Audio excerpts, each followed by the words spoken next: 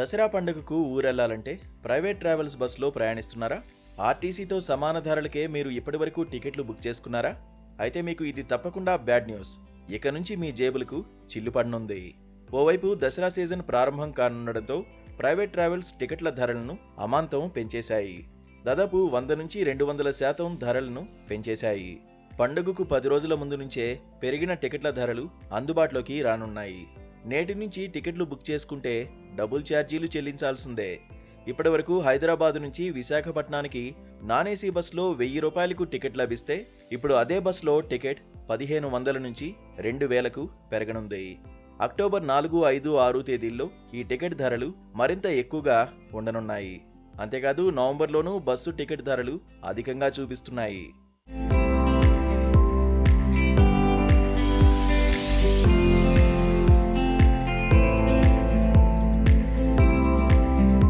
ఎటువంటి పండుగలు లేకపోయినా నవంబర్, డిసెంబర్ నెలలో ఏసీ సీటర్ హైదరాబాద్ నుంచి విశాఖకు 2900 ఉండగా స్లీపర్ 3100 రూపాయలు చూపిస్తోంది.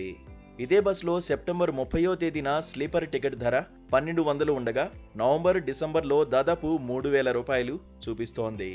ఇదే బస్సులో అక్టోబర్ 2న స్లీపర్ టికెట్ 1400 చూపిస్తోంది.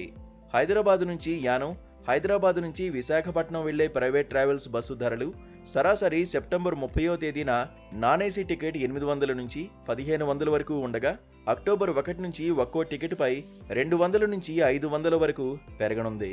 హైదరాబాద్ నుంచి విశాఖపట్నం వరకు ఒక్కో టికెట్పై 300 నుంచి 500 వరకు పెరగనుంది.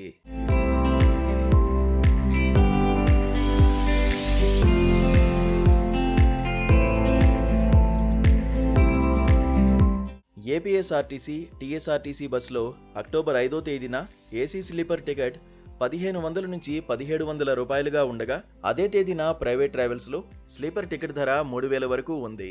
ప్రధానంగా దసరా పండుగ నేపథ్యంలో బస్ టికెట్ ధరలు భారీగా పెరగనున్నాయి.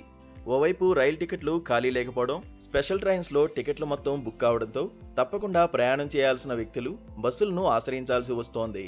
ఆర్టీసీ బస్సులు పరిమిత సంఖ్యలో ఉండడంతో ఇక ప్రైవేట్ ట్రావెల్స్లోనే ప్రయాణం చేయడం అనివార్యం కావడంతో బస్ టికెట్ ధరలను పెంచినట్లు తెలుస్తోంది. అక్టోబర్ 2 నుంచి దసరా సెలవులు కావడంతో హైదరాబాద్ నుంచి సొంత ఊర్లకు వెళ్లేందుకు సిద్ధమవుతున్నారు. ఈ క్రమంలో ట్రైన్, ఆర్టీసీ బస్సుల్లో టికెట్లు ఫుల్ కావడంతో ప్రైవేట్ ట్రావెల్స్ టికెట్ల ధరలను పెంచేశాయి.